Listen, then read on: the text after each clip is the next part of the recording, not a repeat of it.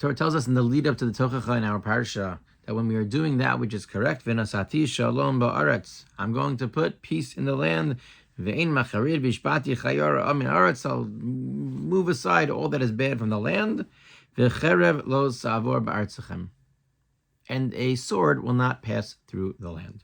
Rashi comments, Ein sarach lomer shlo yavo lemelchama does not simply mean, because it would be unnecessary to state that no sword will come for the purpose of making war.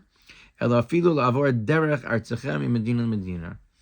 A cherev, a sword, will not even pass through in order to traverse the land to get to another land. And Rashi is based on a Gemara in Tainus that perhaps is most familiar to us from the keynotes that we recite on Tisha B'Av.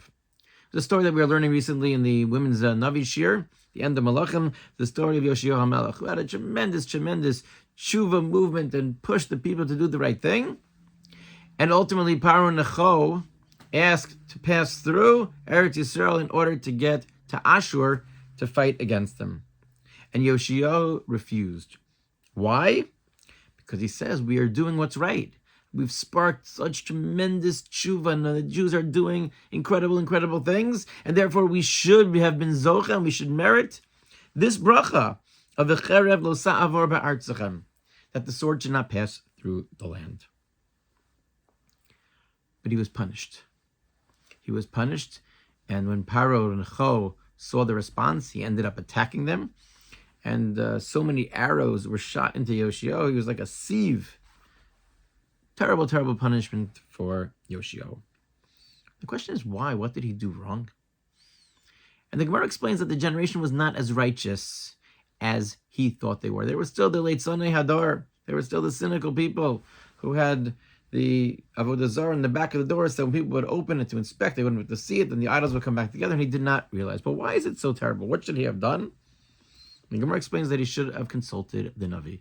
Yirmiyahu was the Navi at the time, and he should have consulted with Yirmiyahu. But what was so terrible? He really believed, he really thought that it was this time of this tremendous Haftach. He saw what Bnei Yisrael had accomplished. It was such a terrible chait. What was so terrible? And it seems to be what the Gemara is stressing, and what we see from the story of Yoshiyahu, is that yes, there are certain things and there are times where we have to realize that it's a critical moment, and we need to be able to ask somebody who has that close relationship to HaKadosh Baruch Hu. The Navi is available, and this is a big decision. It's not something that a person can do himself. And then not asking the Navi in and of itself can lead to terrible chatam and to terrible mistakes.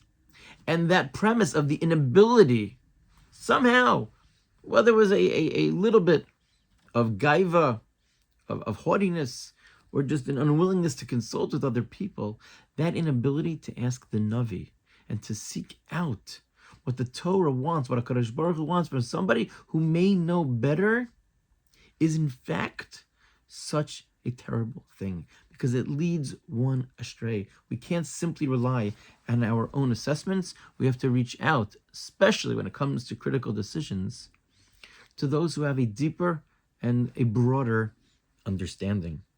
That's at the end of the story. Yoshiyahu, when Yirmiyahu finds him like that, he says to him, Tzadiku Hashem kifiu marisi. I was wrong. And about that moment, Yirmiyahu says, Ruach Apinu Mashiach Hashem. He had the potential to really be this tremendous person.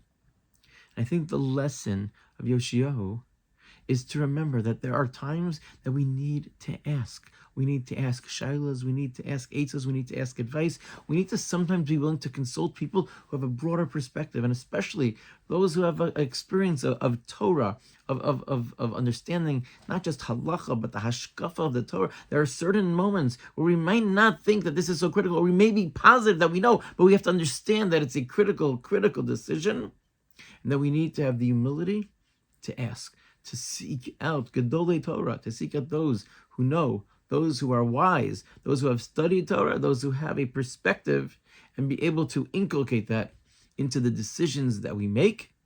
And that puts us on the right path in Bechukosai telecho, the path of Amelus Bator, the path of doing what it is that HaKadosh Baruch Hu wants, and hopefully on the path to be closer and closer to Hashem.